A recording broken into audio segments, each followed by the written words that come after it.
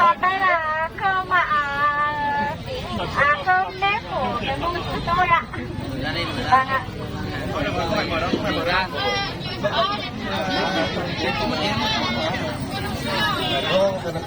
Măng này là măng đắng hay măng ngọt đấy?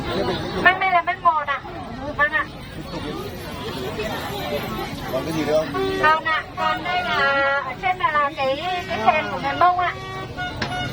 Thường là cái chèn này là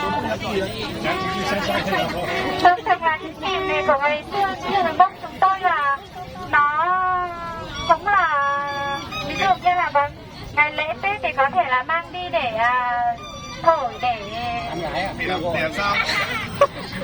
Một phần ạ. Ngày xưa cũng một phần là tán gái ạ. Vâng ạ.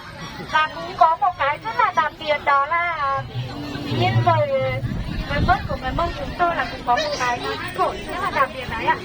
Vâng ạ. Vui cũng có khen và buồn cũng Vâng, có khen. vâng ạ, vâng ạ. Bây giờ như bác còn thổi cái này có tán được gái không? Thời được mà, thời được. Có thể là vâng, có thể là bác thổi đến đây thì sẽ thu hút tất cả mọi người sẽ về xung quanh bác để xem ạ. Vâng ạ. Còn đây là ngô của người Mông chúng tôi ạ. Vâng ạ. Vâng ạ. Tuy nhiên là người Thái cũng có nhưng mà đây là người Mông chúng tôi trồng ạ. Vâng ạ.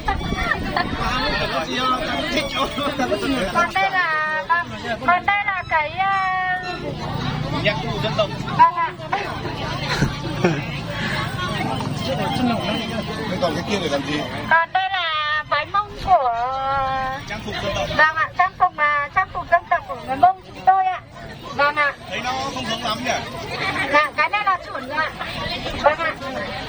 Có thể là bây giờ hiện tại thì cũng có một số đấy và như thế này để cho bà con là chúng tôi có thể là mặc đi làm. Còn cái này là cái của ngày xưa ạ, vẫn là của ngày xưa của người Mông chúng tôi ạ. Có mắt của em. Hơi nhẹ một hơi nặng một tí, còn mát thì cái này ạ. Vâng ạ. Đấy mà mùa hè. Vâng. Mùa gì cũng mặc được ạ. Vâng ạ. Cái chân nghề cái gì? Dạ. Nó rất lâu đó rồi. Cái này ạ.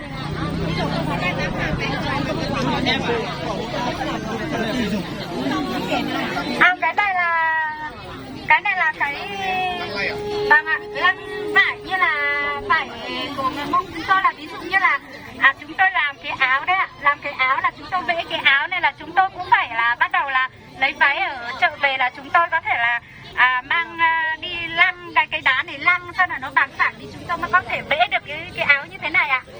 Vâng ạ. Vâng. Vâng ạ. Là người Mông đấy. Vâng, kiểu người Mông chúng tôi là không có nên là chúng tôi phải lấy cái này, từ xưa là phải lấy cái này để thay thế ạ. Vâng ạ. Vâng ạ. Lần sau em có tham gia em sẽ bảo là vâng đây là táo mèo dưa nho các kiểu, đó là sản phẩm nông nghiệp sạch do những người bạn, do những người nông dân bản Đồng Cang tạo ra chẳng hạn. Em tự làm ra chẳng hạn.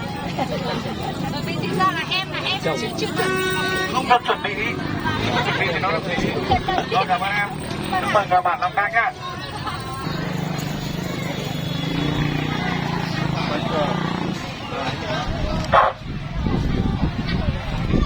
Kính thưa ban giám khảo, đây là ban giám khảo Đông Phương. Thì đầu tiên thì bản Đông Phương thì ban giám thì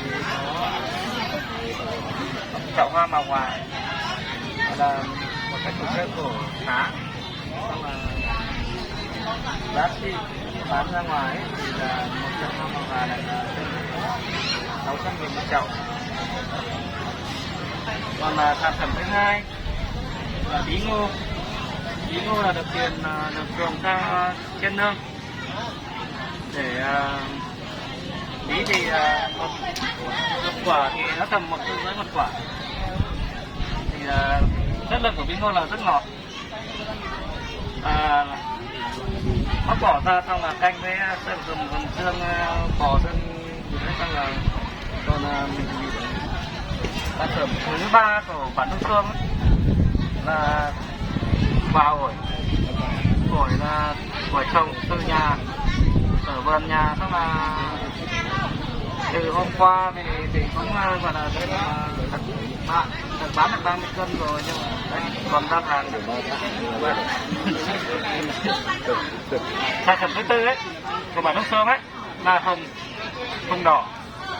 Quả hồng thì nói chung thì rất ưa chuộng với khách hàng.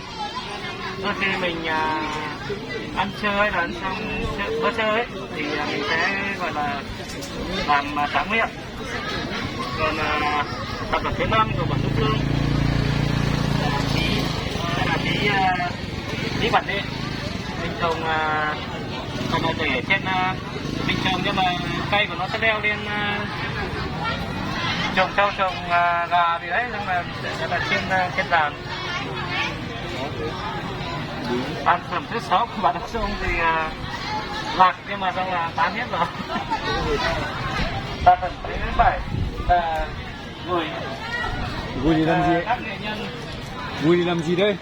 để đựng ngô, đựng sắn, đựng các loại để bà con đi ra tiện đi làm. Đấy. Còn Không biết đâu. sản phẩm thứ 8 là sản phẩm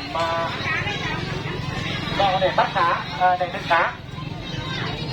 Thì các lọ này để đựng cá thì rất là tiện. Thì mình chỉ cắm trời hay là đi xúc cá ấy, là rất tiện. Sản phẩm thứ 9 là sản phẩm đây là đánh cá là xạ mày. Đi ngô đi hết kia mình đi hái các thứ thì nó rất tiện cho bà con. Đây là sạc phén thôi. Đấy, xạ này là xạ phòng phén. Của người phụ nữ dân tộc Thái. Lớn một Thái cái thì có. nó đang